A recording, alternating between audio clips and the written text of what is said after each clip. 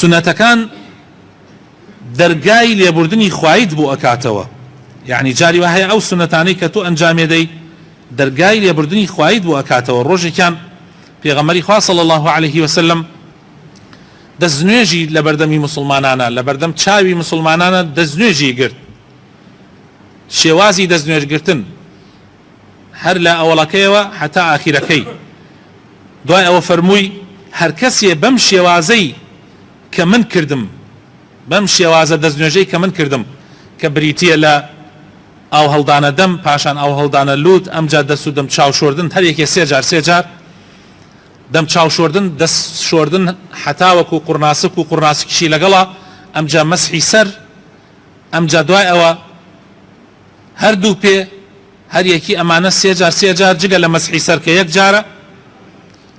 هەر کەسی ئەمەی بە جوانی ئەنجام بدا، ئەم دەستنوێژە بە جوانی بگرێ. پێغەمبەر صلی الله عليه وسلم فەرمووی دوای ئەوە دوو ڕکاتی نوێژی دەستنوێژ بکە، لەناو ئەو دوو ڕکاتە نوێژە مێشکی لای خۆی بێ، دڵی لای نوێژەکەی بێ، خوای تەعالا ئەیکاتە مایەی غوفران لە هەموو گوناحەکانی ئەوەی کردوێتی لە پێشە.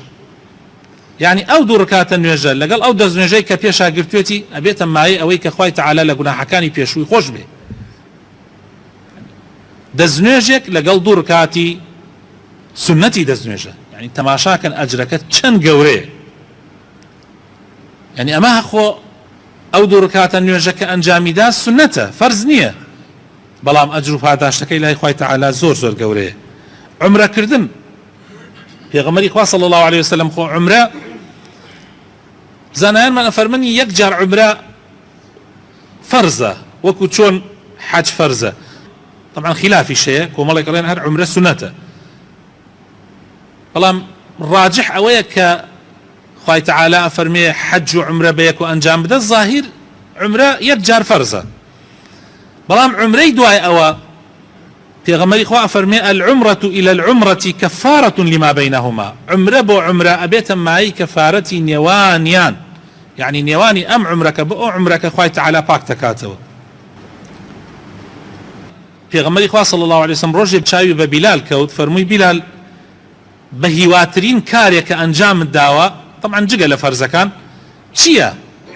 من بینین تۆ لە پێشمەوەی دەنگی نەعلەکانتم ئەبیست لە پێشمەوە لە ناو بەهەشتا، تۆ چیت کردووە؟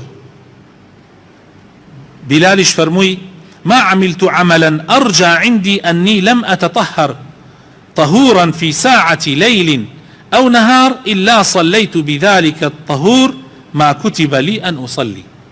فەرمووی ئەی پێغەمبەری خوا هیچ کارێک لەلام ئەوەندە بە هیوان نییە کە هەر کاتێ دەستنوێژم بگرتایە چەند یەک خوام بۆم بکە، نوێژم ئەکرد لە دوای ئەو دەستنوێژە، یعنی نوێژی سنەتی دەستنوێژ چەندێ خوا یارمەتیم بدە، ئەوە بە هیواترین کارم بووە. جا پێغەمبەری خوا صلی الله علیه وسلم فەرمووی دیارە ئەوەیە کە بۆتە مایە ئەوەی کە بیلالی پێغەمبەری خوا صلی الله علیه وسلم بیلالی بینیوە لە بەهەشتا، بینوێتی بیلال لە پێشەوەیەتی دەنگی نەعلەکانی بیستووە.